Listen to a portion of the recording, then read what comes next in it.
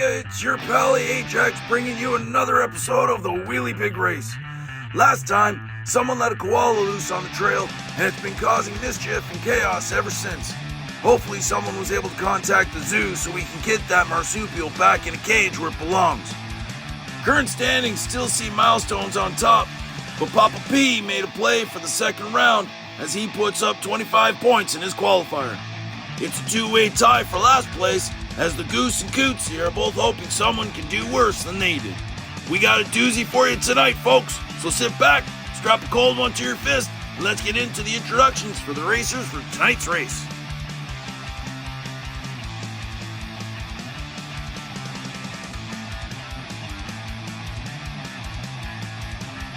First up, it's not only a newbie to the trail, but a newbie to the hobby. Chowhound is driving Mr. Faceless. Don't judge a book by its cover. Oh yeah, it's Cupcake from Rust Belt Diecast driving his 64 Rust Bucket Chevelle. And it wouldn't be a trio without Tegan Chance from the Spirit of 64 driving a Nova Wagon Gasser. Alright fellas, it's time to take it to the trail. Let's go up to the top for race one.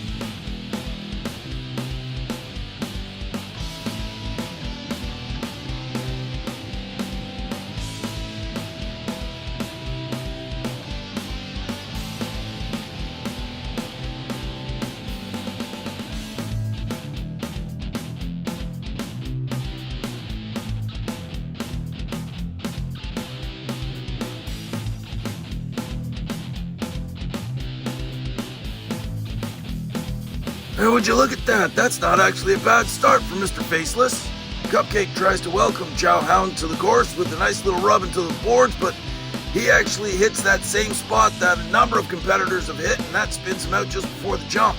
Numbskull hit that one in round one, and that just set him back. I don't know where Tegan Chance was going. He just turns right and smacks himself into the guardrail. Chowhound had a chance at full points, but he gets it wrong at the pond and goes after a hockey net instead. That's too bad he couldn't get them extra points, but Chowhound is still out in front after one.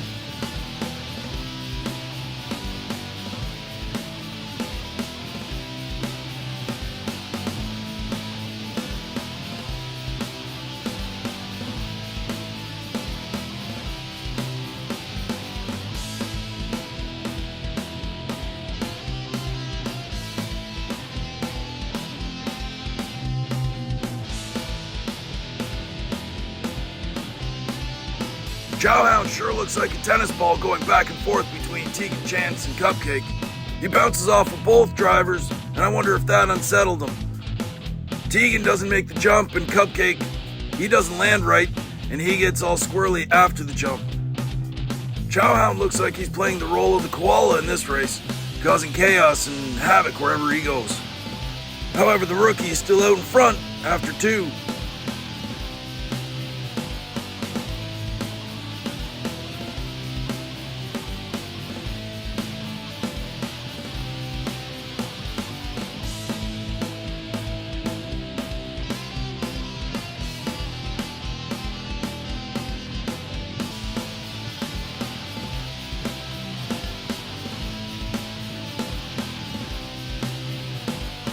Well, I'm not gonna lie here, but I did expect more out of these two veteran drivers as opposed to the rookie. The rookie's done real good, actually, considering he doesn't have a face. Tegan looks like he's throwing it away right at the top, and Cupcake looks like he should have a nice clear run down to the finish line, but he can't land the jump either.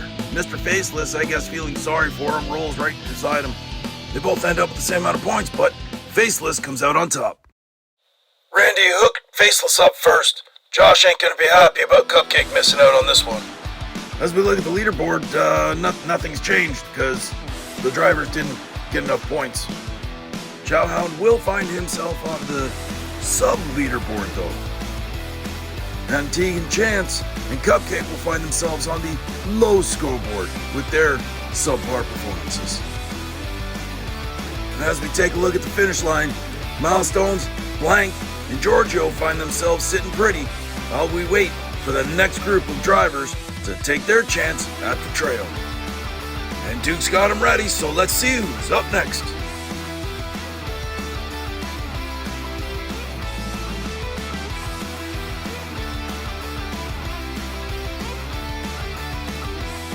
driving a jacked up Rat Rod Buick 8, it's Ragtag Racing's Ragtag Jim. Lining up next to Jim, it's Chicken George. I don't even think Team NDR wanted to be here, but he's here and we're gonna race him. And last, from Ragged Rust, it's Tucker driving his Mad Max style Mob Rod. It's amazing how persuasive a cold brew and a cruller can be. Chicken George didn't want to be here, but now he is. Race 1 goes now.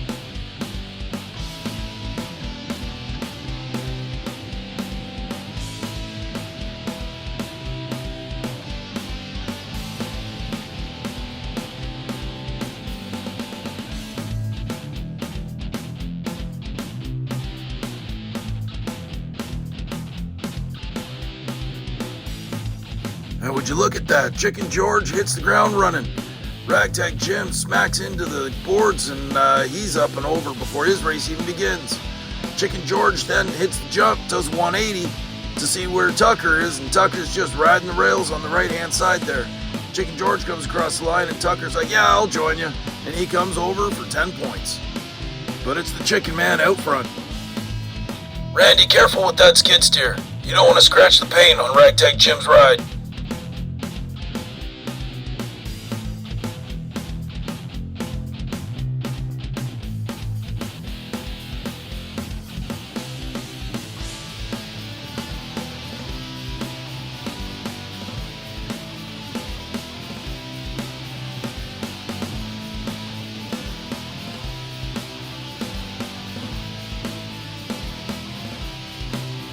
Well, that's a new one. Everybody comes out of the gate and gets together and does a synchronized diecast racing spin. That puts Jim over in front of Tucker, and the Chicken Man spins out and perches precariously over the edge of the jump. This is quite interesting to see him spin around because I don't think anybody's ever stuck themselves that close to the edge of the jump before. That'll take a delicate rescue operation to get him away from that precariously perched position. But it's still the Chicken Man after 2. Ragtag, I'm getting tired of having to rescue you, bud. Randy, what are you doing with that skid steer? What are you gonna push the Chicken Man off the jump?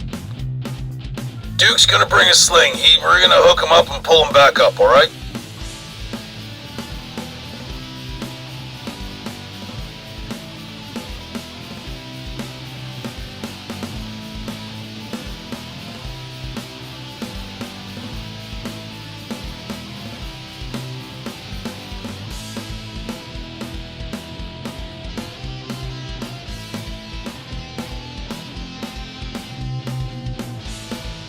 I'm telling you, for a racer that didn't even want to be here, he sure put up a hell of a show. I guess that's what racers do, though. They come to race, no matter what the costs. For the 3rd straight race, Ragtag Jim gets up and over and unfortunately blocks Tucker, while Chicken George comes down and, I think that's across the line. We're going to go to another angle. That looks across the line to me. I think he's going to get another 11 points. We're just going to slow it down and go frame by frame. As he comes down the side, he takes out the hockey net, and I'm pretty sure he's crossed that line. That looks to me like his wheels and his bumper. Yeah, that plane has definitely been crossed by his front bumper and his wheel there. There really is no doubt that the Chicken Man needs the 11 points for that run.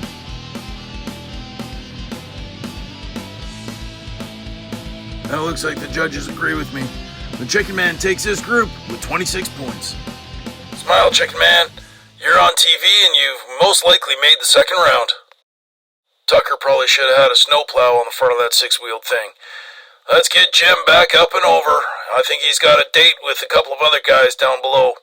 Okay, here comes Ragtag Jim. Yep, just park him up next to the Goose and Cootsy. Keep it coming back a little bit further. Alright, you're good. No, you're good. You're good. Oh. As we look at the leaderboard, the Chicken Man puts himself in the 4th position with 26 points. To me, that looks like a pretty safe spot going into round 2. Only able to get 19 points, Tucker finds himself on the sub-leaderboard just behind Chowhound. However, check out Cupcake. He's up to 25th with his 15 points because Ragtag Jim ties Cootsy and the Wooden Goose with 11 points. And at this rate, we're going to have another runoff to see who comes in last. So much for this being a cakewalk. Out of 6 drivers tonight, only one was able to crack the top 18, and he didn't even want to be here. This track will chew you up and spit you out faster than you can say double-double with a maple glaze, please. But it's that challenge that keeps drivers coming back and builders building and doing what they do. I've been your host, Ajax, once again. This has been the Wheelie Big Race from 905 Diecast in Lake Ridge Heights. If you haven't done so already, please, I implore you, like, subscribe, share, whatever. Thanks for watching, and we'll see you next time.